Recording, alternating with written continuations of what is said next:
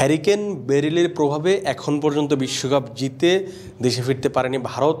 29 জুলাই বাংলাদেশ সময় মাঝরাতের দিকটা তারা বিশ্বকাপ জিতে নেয়। তারপরে প্রায় 2 দিন পেরিয়ে গেছে, এখন পর্যন্ত কিন্তু সেই হ্যারিকেনের প্রভাবের কারণে এখন পর্যন্ত তারা দেশে ফিরতে পারেনি।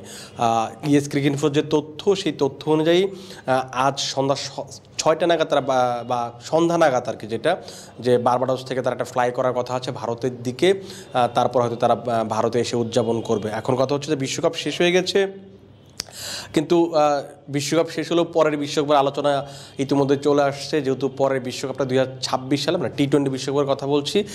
সেই বিশ্বকাপটা অনুষ্ঠিত হবে ভারত এবং শ্রীলঙ্কা মাটিতে, তারা যৌথভাবে আয়োজন করবে। সেই বিশ্বকাপে কোন দলগুলো খেলবে, কয়টা দল খেলবে, কিভাবে কি হবে, এগুলো নিয়ে আপনাদেরকে একটু জানিয়ে রাখি। যেহেতু 2 বছর দেরি আছে এখনও, কিন্তু আমরা যেহেতু বিশ্বকাপটা মাত্রই শেষ হচ্ছে, সেই আমেজটা বা রেসটা এখনও রাখতে চাই আমরা। আপনাদেরকে যেটা জানানোর, যেটা যে 20 দলের বিশ্বকাপ হবে সেবারও, এবং স্বাগতিক হিসাবে খেলবে ভারত এবং শ্রীলঙ্কা। বাকি 18টা দল কারা খেলবে, 18টা দলের মাঝে মোট কিন্তু মানে সব মিলিয়ে 20 দল, সব 20 দলের মাঝে কিন্তু 12টা দল এখন পর্যন্ত চূড়ান্ত হয়ে গেছে। বাকি 8টা দল এখন পর্যন্ত কোনো চূড়ান্ত হয়নি। কারা খেলবে সেটা এখন পর্যন্ত নিশ্চিত হওয়া যায়নি, কারণ সেগুলো বাছাই পর্ব খেলে আসবে। আপনি যদি দেখেন যে কোন 12টা দল, আপনার মনে যদি প্রশ্ন হয়েছে কোন 12টা দল এখন পর্যন্ত চূড়ান্ত হয়েছে, সেখানে উত্তরটা হচ্ছে এমন যে স্বাগতিক হিসেবে যেহেতু শ্রীলঙ্কা আছে, ভারত আছে, তারা স্বাগতিক হিসেবে খেলবে। আর সরাসরি মানে যুক্ত হওয়া আর বাকি 10টা দলের মাঝে হচ্ছে, যেহেতু নিয়মটা যেমন ছিল যে সুপার 8-এর 8টা দল খেলবে, স্বাগতিক 10 দল খেলবে, 2 দল খেলবে, এবং হচ্ছে 2টো দল হচ্ছে র্যাঙ্কিংয়ের বেসড করে সরাসরি জায়গা করে নেবে। সেখানে স্বাগতিক শ্রীলঙ্কা এবং ভারত। আর সুপার 8-এ যেহেতু ভারত উঠেছিল, সেক্ষেত্রে আপনি ভারতকে সেখান থেকে বাদ দিয়ে দেবে, কারণ তারা স্বাগতিক হিসেবে খেলবে। সেখানে 7টা দলকে যদি আপনি দেখেন, বাংলাদেশ, আফগানিস্তান, অস্ট্রেলিয়া এবং হচ্ছে England, West Indies, south Africa এবং আমেরিকা, মানে যুক্তরাষ্ট্রের কথা বলছি আর কি। যে এই 7টা দল এবং স্বাগতিক 2টো দল, এই 9টা দল কিন্তু বিশ্বকাপ থেকেই কনফার্ম হয়ে গেছে। এবং কথা হচ্ছে বাকি 3টা দল কীভাবে আসবে, যেহেতু 12টা দল চূড়ান্ত হতে হবে বা 12টা দল সরাসরি খেলার সুযোগ পাচ্ছে, সেই 3টা দল হচ্ছে র্যাঙ্কিংয়ের ভিত্তিতে, যে 29 জুন পর্যন্ত আইসিসির যে টি-20 র্যাঙ্কিং আছে, সেই র্যাঙ্কিংয়ে এই 9টা দল বাদে সেরা 3টে দলই সুযোগ পাবে হচ্ছে পরের টি-20 বিশ্বকাপে সরাসরি খেলার। দেখুন, আপনি যদি 9টা দলের দিকে খেয়াল করেন, সেখানে কিন্তু পাকিস্তান, নিউজিল্যান্ড এই দলগুলোর নাম নেই। কারণ হচ্ছে এই বিশ্বকাপটা তাদের জন্য খুব আসলে দুঃস্বপ্নের মতো একটা বিশ্বকাপ কেটেছে। আপনি যদি পাকিস্তানের কথা বলেন, তারা যুক্তরাষ্ট্রের মতো দলের কাছে হেরেছে, যারা কিনা সরাসরি বিশ্বকাপ খেলার টিকিট পেয়ে গেছে। তারা ভারতের কাছে হেরেছিল, 2টো ম্যাচ তারা জিতেছিল শেষ পর্যন্ত, আয়ারল্যান্ড এবং কানাডার বিপক্ষে, কিন্তু সেই 4টা পয়েন্ট তাদের জন্য যথেষ্ট ছিল না সুপার 8-এ কোয়ালিফাই করার জন্য। এমন পারফরমেন্সের পরও তখন কিন্তু মানুষের সবার আসলে শঙ্কা জাগছিল যে এই যে পাকিস্তান সুপার 8-এ যেতে পারল না, প্রথম রাউন্ড থেকে বাদ পড়েছে, তারা কি আদতে পরের বিশ্বকাপে সরাসরি খেলতে পারবে কিনা, কিংবা তাদের কি বাছাই পর্ব খেলতে হবে কিনা। এই উত্তরটা আমরা অনেক আগেই দিয়েছি, আরও একবার বলছি যে না, নিউজিল্যান্ড কী বলে, পাকিস্তানকে সুপার 8-এ না উঠলেও আসলে বাছাই পর্ব খেলতে হচ্ছে না, তারা সরাসরি র্যাঙ্কিংয়ের ভিত্তিতেই সরাসরি খেলার সুযোগ পাচ্ছে। যেহেতু হায়ার র্যাঙ্কিংয়ে আছে এই 9টা দলের বাইরে, সেখানে হচ্ছে তারা সরাসরি 2026 টি-20 বিশ্বকাপ খেলার সুযোগ পাচ্ছে। আর 2টো দলের মাঝে হচ্ছে, একটা হচ্ছে নিউজিল্যান্ডের বিশ্বকাপটা এবার ভালো যায়নি, তারা আফগানিস্তানের বিপক্ষে প্রথম ম্যাচে হেরেছিল একেবারে বাজেভাবে। সেখানে ব্যাটসম্যানরা দাঁড়াতেই পারেনি, আফগানিস্তানের যে বোলিং লাইনআপ ছিল তাদের সামনে একেবারে নাকানি চুবানি খেয়েছে। তারপরের ম্যাচে তারা খুব ভালো একটা সুযোগ তৈরি করেছিল ওয়েস্ট ইন্ডিজের বিপক্ষে, কিন্তু সেই ম্যাচটাও তারা জিততে পারেনি। এই প্রথম 2টো ম্যাচ যখন বড় দলের বিপক্ষে হেরে যায়, তখনই তারা আসলে টুর্নামেন্টে প্রায় ছিটকে যায়। সেটা যখন আফগানিস্তান এবং ওয়েস্ট ইন্ডিজের ম্যাচ হয়েছে, তারা যখন অন্য দলগুলোর সাথে খেলেছে, তখনই কনফার্ম হয়ে গেছে যে নিউজিল্যান্ড এবার বিশ্বকাপের সুপার 8-এ যাওয়া হচ্ছে না।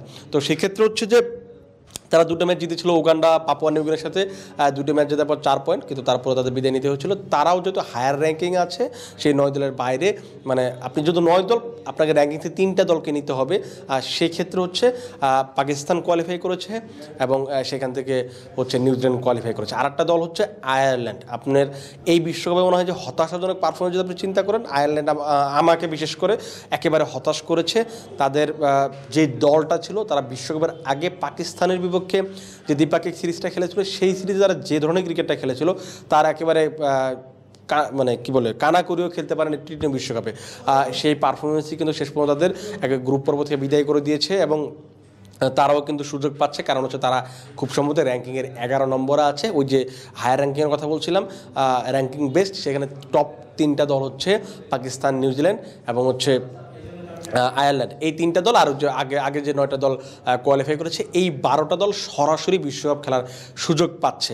এখন কথা হচ্ছে বাকি 8টা দল তাহলে কই থেকে আসবে, মানে কোথা থেকে আসবে, কারা খেলবে, সেখানে যদি আপনি জানতে চান সেটার উত্তরটা হবে এমন যে বাকি 8টা দল, যেখানে 2টো করে দল আসবে হচ্ছে ইউরোপ, আফ্রিকা এবং এশিয়া থেকে, আর বাকি যে 2টো দল আছে, মানে 6টা দল হয়ে গেল 3টা অঞ্চল থেকে, আর 2টো দল আসবে হচ্ছে পূর্ব এশিয়া, প্রশান্ত মহাসাগরীয় অঞ্চল, এবং আরেকটা দল আসবে হচ্ছে আমেরিকা থেকে। এখন দেখুন, আপনি যদি ইউরোপীয় অঞ্চল চিন্তা ভাবনা করেন, এই ইউরোপীয় অঞ্চলে স্কটল্যান্ড, নেদারল্যান্ডস এই দলগুলো আছে, তারা মানে করবে, কী যেন বলে, প্রতিযোগিতা করবে। এখানে প্রতিযোগিতা করার পর রিজিওনাল গ্রুপে বা বাছাই পর্বে তারা খেলবে, তাদের অঞ্চলে কী বলে, তাদের অঞ্চলে তারা বাছাই পর্ব খেলবে। সেই বাছাই পর্ব খেলে তাদের স্কটল্যান্ড কিংবা হচ্ছে নেদারল্যান্ডস কিন্তু আসার সুযোগ থাকছে 2026 বিশ্বকাপে। স্কটল্যান্ড এই টুর্নামেন্টে খুব ভালো ক্রিকেট খেলেছিল, 2টো ম্যাচ তারা জিতেছিল, একটা ম্যাচ বৃষ্টিতে পণ্ড হয়েছিল। শেষ ম্যাচটা যদি অস্ট্রেলিয়াকে জিততে পারতো, তারা কিন্তু সুপার 8-এর সুযোগ পেত, কোয়ালিফাই করতো, সেই সঙ্গে 2026 বিশ্বকাপে কোয়ালিফাই করতে পারতো। সেটা হয়নি, কিন্তু তাদের সুযোগ থাকছে বাছাই পর্ব খেলে বিশ্বকাপে যাওয়ার। আপনি যদি এশিয়া অঞ্চল দেখেন, এশিয়া অঞ্চলে বেশ কয়েকটা দল আছে যাদেরকে আপনি চিনেন, নেপাল, হংকং, ওমান, সংযুক্ত আরব আমিরাত, তাদের খেলতে হবে, যেখানে রিজিওনাল গ্রুপের ফাইনাল পর্বে খেলবে হচ্ছে নেপাল এবং ওমান। যেহেতু তারা এই বিশ্বকাপে খেলেছে, তারা ওই সরাসরি এখানে খেলবে, এই কাঠামোটা এইভাবে আসলে তৈরি করা হয়েছে। তারা লড়াই করবে 2টো দল এই এশিয়া অঞ্চল থেকে 2026 বিশ্বকাপে সরাসরি কোয়ালিফাই করবে। আর 3 নম্বর যে জায়গাটা হচ্ছে সেটা হচ্ছে আফ্রিকা অঞ্চল। এখানে কিন্তু বেশ কয়েকটা দল আছে যাদেরকে আপনি চেনেন, জানেন।